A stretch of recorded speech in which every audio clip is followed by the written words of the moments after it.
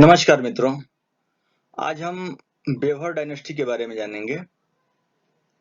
Weber जागीरदारों के बारे में जानेंगे, जबलपुर के बेवर जागीरदार।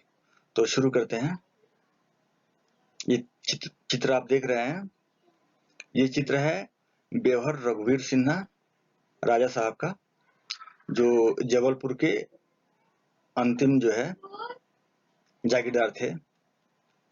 और ये हैं बेवर राजेंद्र सिंह और ये हैं बेवर राम मनोहर सिन्हा। तो जानते हैं थोड़ा इतिहास के बारे में और इनके वंशजों के बारे में।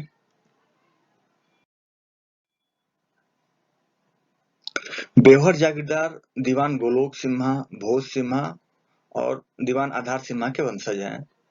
जबलपुर क्षेत्र कई राजवंशों द्वारा शासित रहा। तो जबलपुर का जो क्षेत्र है वो कई राजाओं के अधीन रहा, लेकिन वहां के जो जागीरदार थे वो यही लोग थे, गोलोक सिन्हा के वंशज थे।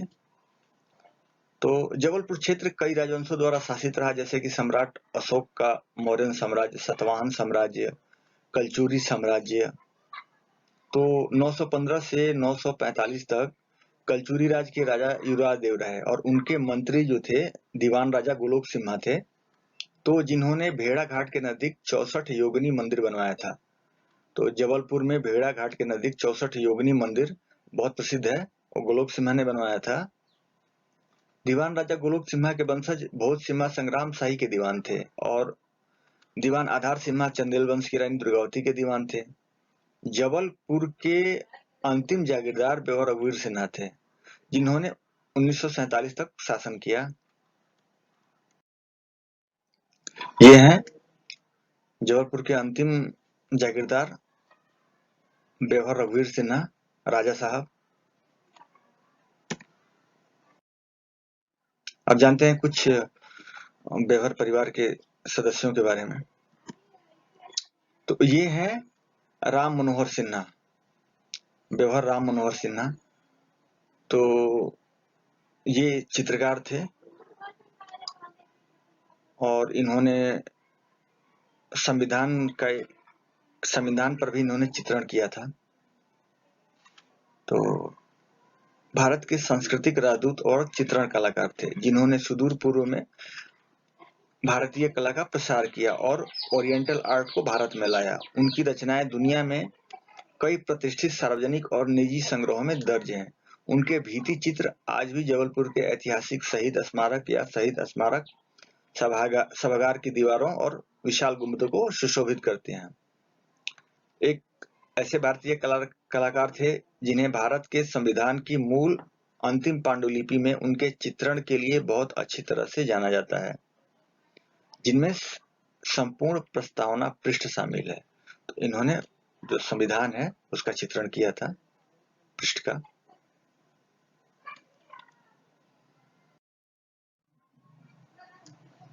ये है बेवर राजेंद्र सिंह। तो हिंदी को राजभाषा बनाने में बेवर राजेंद्र सिंह का बहुत योगदान है।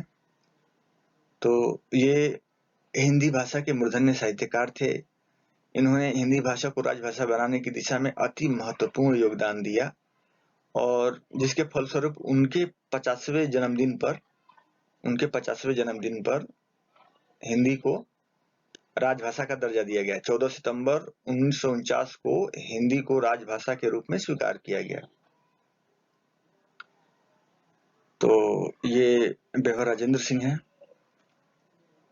जो हिंदी के अच्छे साहित्यकार और हिंदी को राजभाषा बनाने के लिए इन्होंने काफी मेहनत किया, जिसके फलस्वरूप हिंदी राजभाषा बनी। अब जानते हैं कि बेवर राज परिवार द्वारा बनाया गया मंदिर। तो ये है बेवर राज परिवार द्वारा बनाया गया मंदिर और 64 योगिनी मंदिर का हमने चर्चा किया ही है। ये है बेवर परिवार द्वारा बनवाया गया 64 योगिनी मंदिर, जो गोलोक सिम्हा ने बनवाया था। तो ये 64 योगिनी मंदिर है। तो कैसी लगी आपको ये जानकारी, कमेंट करके जरूर बताएं और चैनल को शेयर करें और मित्रों को सब्सक्राइब करने के लिए बुलाएं। तो नमस्कार।